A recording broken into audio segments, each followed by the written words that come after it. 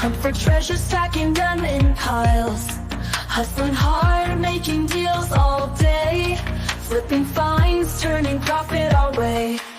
Pure Hustle Podcast guides our quest. Learning tricks to be the best. On eBay we make our name. Reselling dreams, winning the game. Pure Hustle Podcast guides our quest. Learning tricks to be the best. On eBay we make our name. Reselling dreams, winning the game.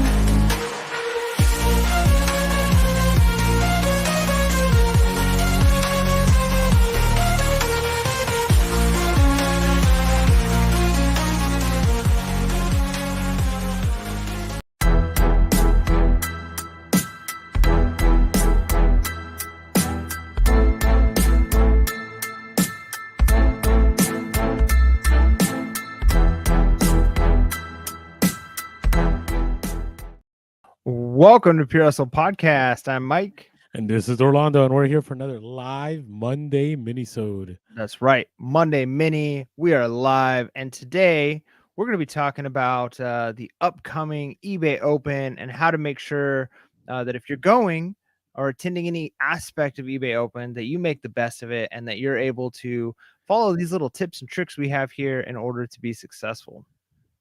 Yeah, and here's the thing. I really, really enjoy these live minisodes because I enjoy the comments and I enjoy the feedback that people give. But I do want to say something in case people are ever wondering why we always start late. I want people to know that it's my fault. It's just my fault. So don't ever blame Mike. Don't ever come after Mike. I got too many hats that I'm wearing. I try to make it. But I agree. I'm grateful for all of you that join us here on the live. Thank you to all of you in the chat. Patrick, thank you. Suskana Picker, thank you. Even despite that comment, Diamond, thanks so much for being here. Runya, howdy, how are you? Bonjour, Diamond, in just case I missed that, and Hustle Man, and many others that are here. Thankful for all of you that are here. And yeah, eBay Open. So let us know in the chat. What are you looking forward to in eBay Open? It's coming. It's virtual. Aren't you excited? Are you attending in any way? Let us know. Like, are any of you guys planning on going to any of the local the local meetups there, or are any of you doing any of the sessions? Have you already signed up for stuff? Let us know in the comments below.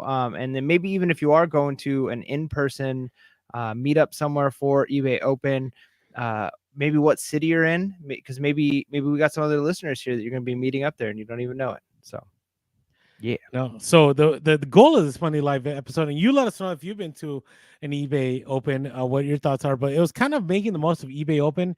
Mike and I have been to several of these. We were actually at the last in-person one, where like all the resellers were supposed to meet in Las Vegas. But I've attended many of the local ones that they've started doing the live ones. And you know what? Why don't we start that first? Let's do that one first. Right? I kind of had it last, but since we're talking about it, like I really want to encourage everyone.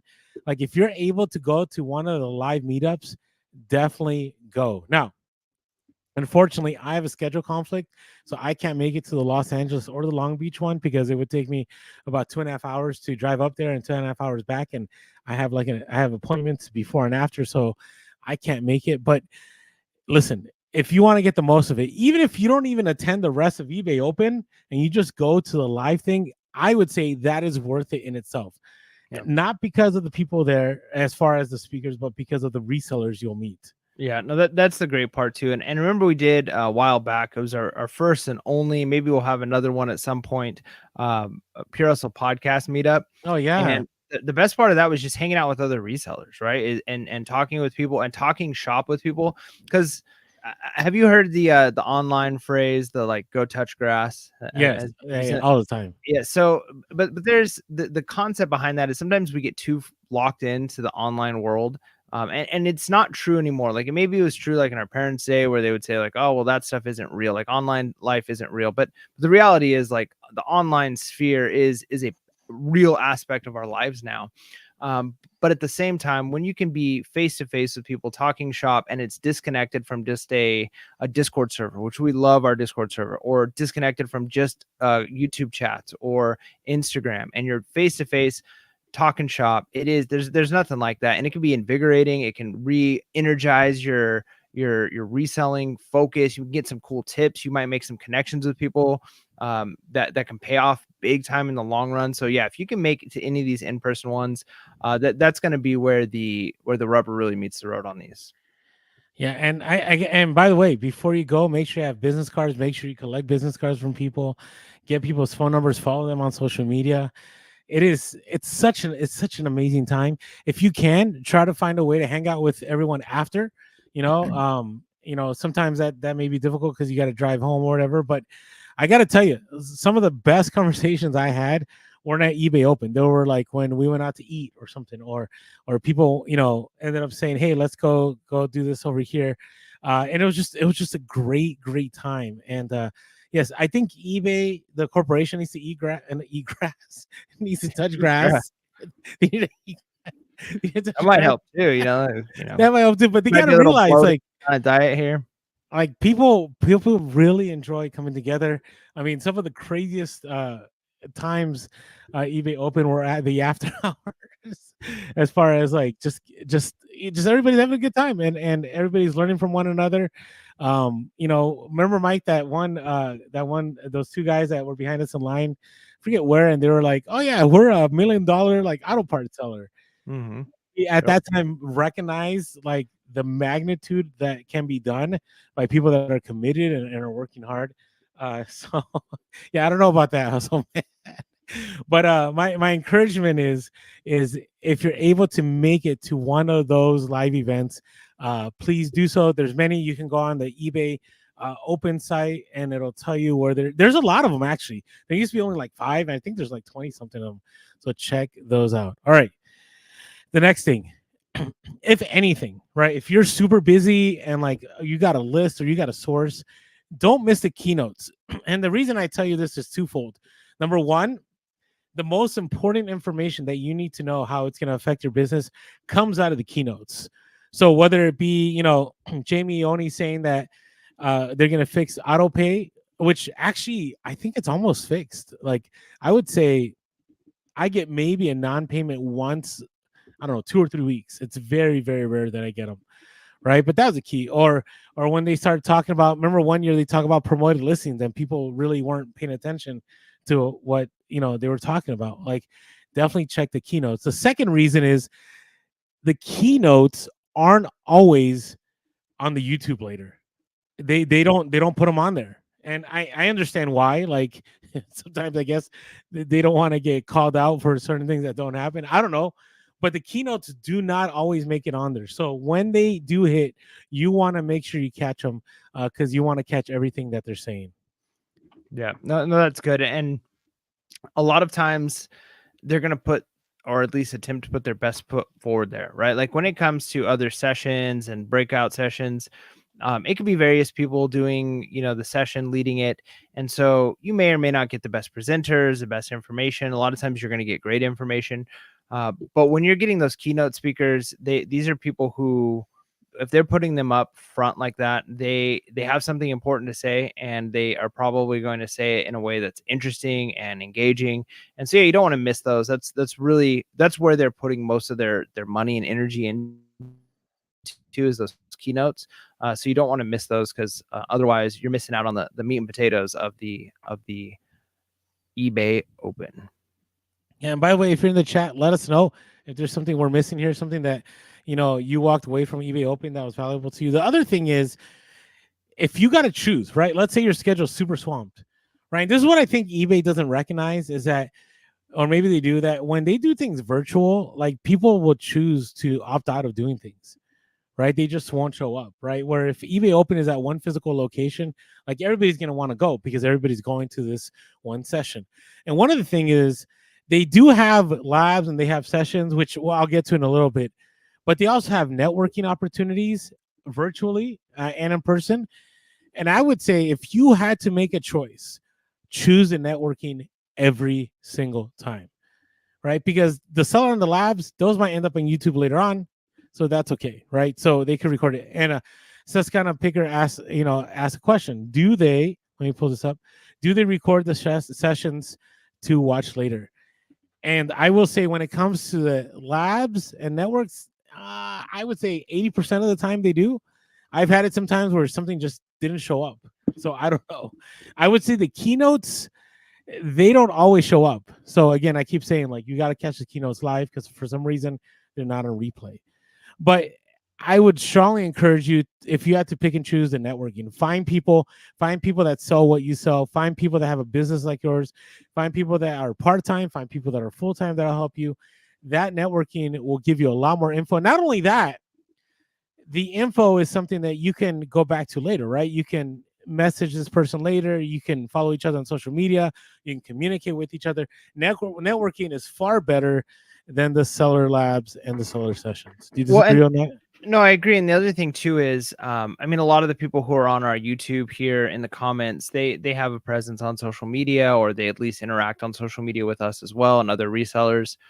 But the reality is, the vast majority of really good resellers, like, I don't know percentage wise, but if I had to guess, I'd probably say it's upward of 90% of people who resell and are good at it don't have a huge social media presence, right? They probably consume reselling content on social media, but they're not like posting daily bolos, and they're not doing what solds. And, it's a small percentage of people who are actually putting out that kind of content.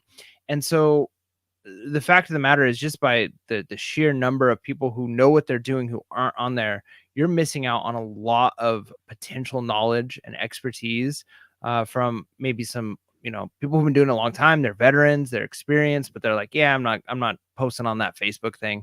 So if you can get a chance to talk with them one-on-one, do a little bit of networking, they might be more willing to chat with you on a text thread. Or even if it's just simply like, hey, what's your store? Can I follow your store? Like, and you can get some ideas that way.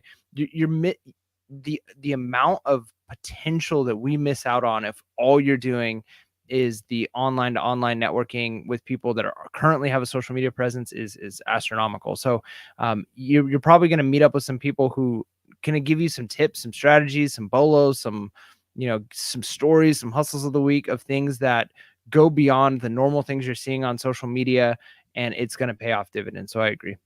No, I agree. Now, well, of course I agree. Right. All right. Now, this other one, seller labs and training sessions. So there's a difference. Okay.